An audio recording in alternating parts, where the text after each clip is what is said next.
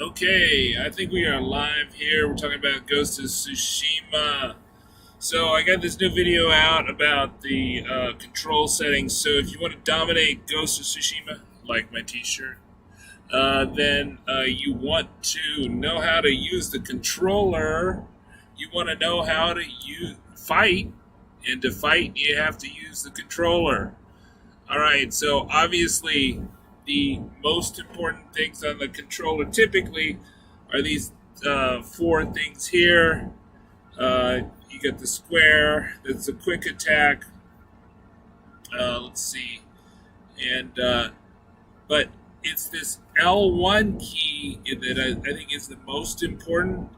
If we just look at the controls, the L1 seems to be the number one key because the emphasis has been on parrying and blocking, right? So there's no. I play The Witcher, and The Witcher tends to have you use Quen, and that's like OP, which keeps you from getting hit. Well, same thing with parry and block. So you hold the block all the time, and you only let off the block key when you're ready to parry. So when you see that it's time to parry, that is when you're going to block. So that's what we're looking for with Ghost of Tsushima. We're going to look for uh, to perfectly time those parries and not get hit. It's all about not getting hit in Ghost of Tsushima. The other thing is the stances. So you're not going to have all the stances at once. You're going to develop them a little at a time, but you're eventually going to have all four stances. You're going to have the stone stance for swords, the water stance for shields. You're going to have the wind stance for spears, and the moon stance for big enemies. And those enemies, so you're going to need to switch those stances within the fight. So you're going to have a guy with a shield, you're going to have a guy with a spear, you're going to have a guy with a sword. And if you're fighting a group of enemies, you need to switch that within the fight. And that's a multi-button switch, right? So the emphasis is being on setting up the fight the right way. So, for instance, I played Witcher 3 more times than I can count through, and I never parried, never used the dodge key. You could use the dodge key, didn't need to. You do fast attack, strong attack. You had your Quen up, you're fine, regardless of the difficulty level. I don't think that's the case here with Ghost of Tsushima. That you need to time your attacks, and poorly timed attacks will be ineffective, right? So I don't think it's as hard as Sekiro, but I think it's gonna be not a button mashers game, right? That you need to respect the fact that the attacks need to be well timed, and then they will be effective. And if you read through the difficulty levels, it's all about timing, right? And so if you go lower difficulty, you need less good timing. Higher difficulty, you need better good timing, right? So you definitely don't want to smash the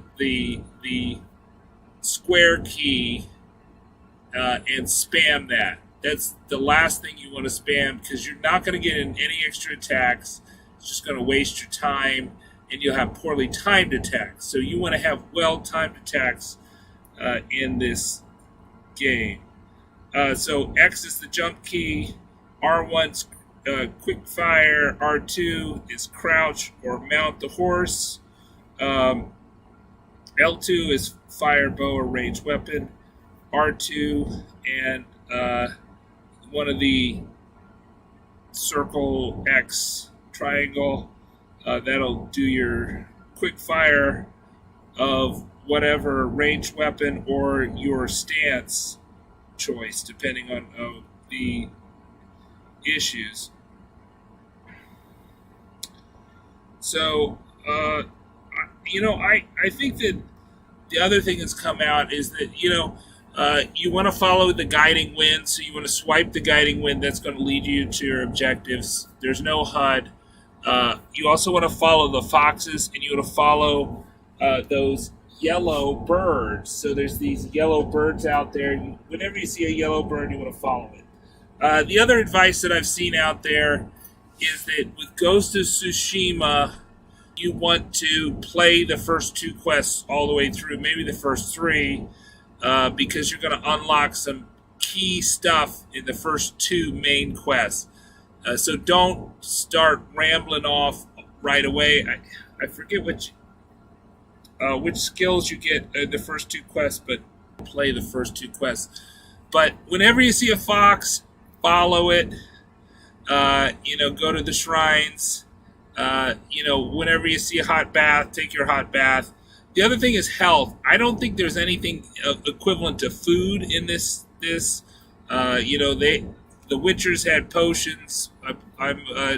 Most of my videos on my channel are about the Witcher. But in this one, it's resolve. So you develop resolve by killing enemies, and you get more resolve from standoff. So the standoff is the up D button right on the left-hand side. And, that is the resolve meter. You want to hit the health button so that you can take advantage of that. So when you're in the fight, monitor your health and press the down D button, right, on the left side, the down button, and that will heal you. And you want to do that, obviously, before you get killed while you're in the middle of the fight. Other important buttons are like call horse is the left D button, and then to mount the horse is the R2 button. It's pretty standard. The player movement's going to be your left joystick, and your right joystick's going to cover your camera, I think. But quick attack, the box or the square, heavy attack, triangle.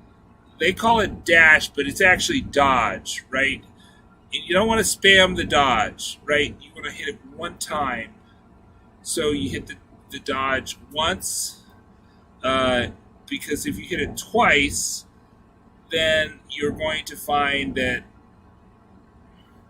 you're going to have the problem that you're going to actually jump. Or not jump, you're going to roll. You're going to roll. So you only want to hit the dodge button once, right? And the dodge is kind of a substitute for the parry, right? Some opponents you can't parry. So if you have an opponent where you see red, you can't parry them, but you can dodge them, right? So you're not going to use the L1. You can have the L1 up and just hold it as a block, but that's not going to be as good as a dodge or a parry, right? So the L1 you let go, it's a parry, and then the dodge button is the circle. So the circle is your dodge. They call it dash. I don't know why they call it dash. I don't know what dash is. And it's weird they call it health when it's really heal. Or heal, they don't call it the health regeneration or whatever. The other tip, I think, for the gameplay going in, and I think this goes for most games, is that if you go into the options menu in the middle of a fight, a lot of games will let you do this. Ghost of Tsushima will let you do this. You can switch your armor sets out. You can take a break if you need that. I kind of doubt they'll let you save in the middle of a fight. But anyways, and then you're going to get this skill fairly early on, focused hearing. You want to hit this thing right here. It's the pad, right? So you swipe the pad for guiding wind, which will show you where to go to your objectives, and you want to hit the pad to get this special hearing, and you kind of get from what I hear, is you get quite a lot of bonuses for killing the leader within the thing. So just keep that in mind.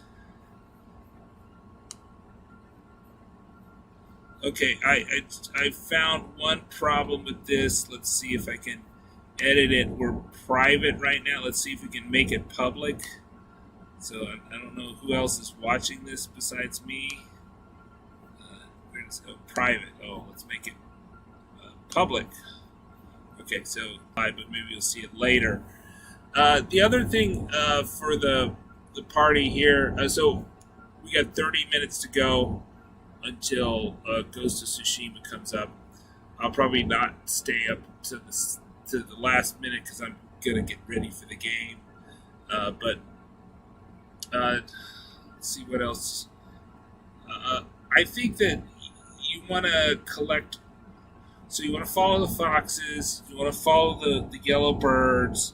You also improve your resolve meter by killing bears and boars, right? So the dangerous animals. I don't know if you get anything for killing the not so dangerous animals.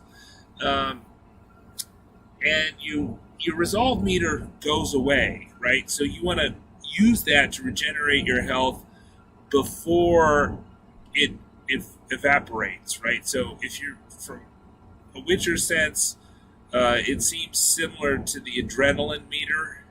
The adrenaline kind of comes and goes, and hopefully you can use it in time. But that's with the resolve meter. But the resolve meter is pretty much your primary source of healing your health. You could find those hot tubs to heal your health, or the hot springs, and you certainly will, but you won't find them in the right time, whereas the resolve meter is when you actually need help. You can also use the resolve for combinations. I think there's a number of glitches already within this. I don't know how long they're going to last. I'm going to bring you videos about those, so you'll definitely want to subscribe. But when I get to the glitches, I'm going to show those. I do plan to do a Let's Play for this, but I think that most of you are going to watch my tips and tricks for the Ghost of Tsushima. So I've already pre-ordered. I pre-ordered it months ago, the digital deluxe edition. But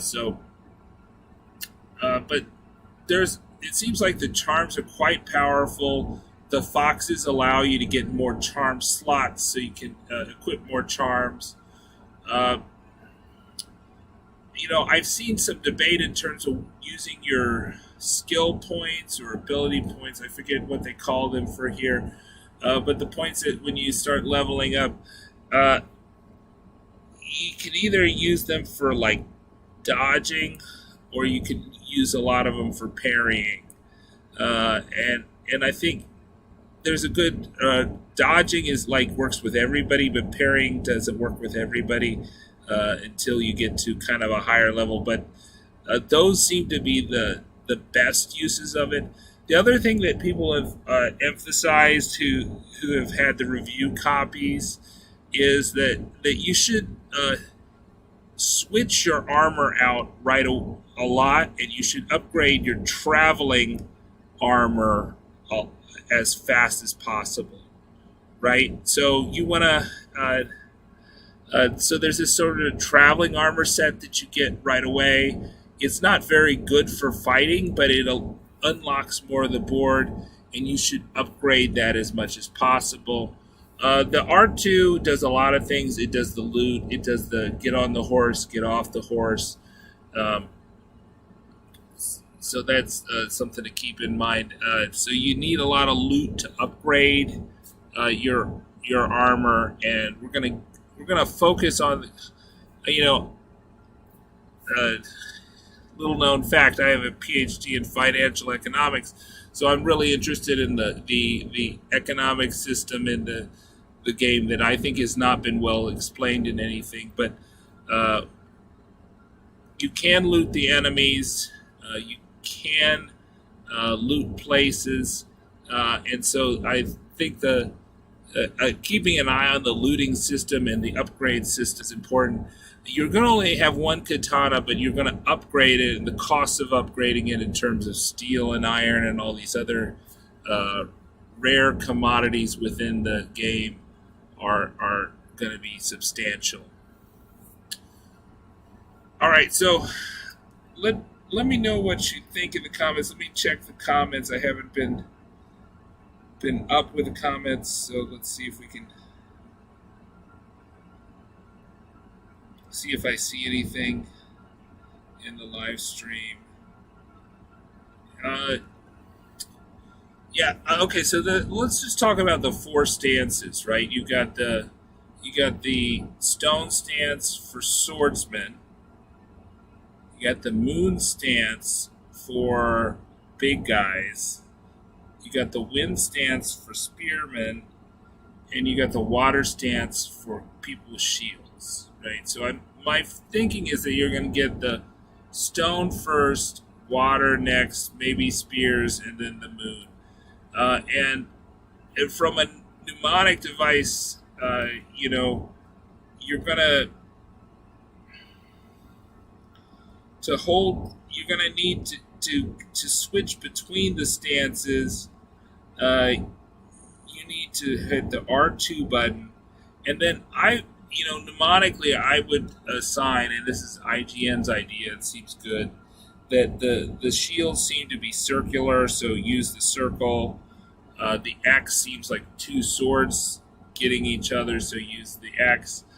And then the triangle seems like a spear point, and then the last one, just put the square for the moon stance for the big giant guys.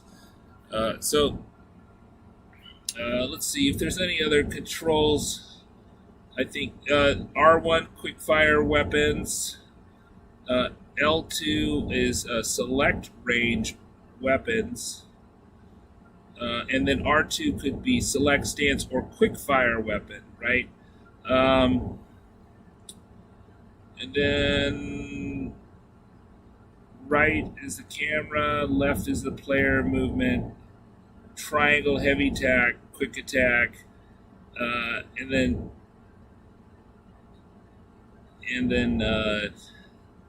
we've had the jump.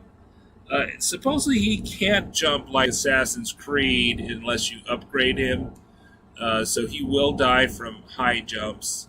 So that's something to keep in mind. I think that you can't jump forever until you get the grappling hook. Then you might be somewhat limited in the stuff you can do. All right, so I'm going to end the stream now. We got 20 minutes to go until the Ghost of Tsushima goes live, and hopefully all us digital buyers and also our in the U.S. and also the physical buyers. I don't know if they have a block on it or not, or you have to buy it in the morning. I'm not sure, but if you're digital, supposedly it's going to work. I downloaded it already. If you've not downloaded it, boot up your PS4 right now and download it. You can download it right now.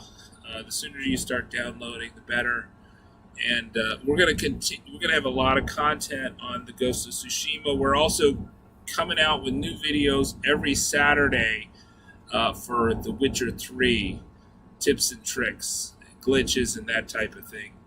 And I'm sure we're going to have a lot of tips and tricks and also some Let's Plays for Ghost of Tsushima. So stay right here at the Linus Wilson channel. Bye-bye.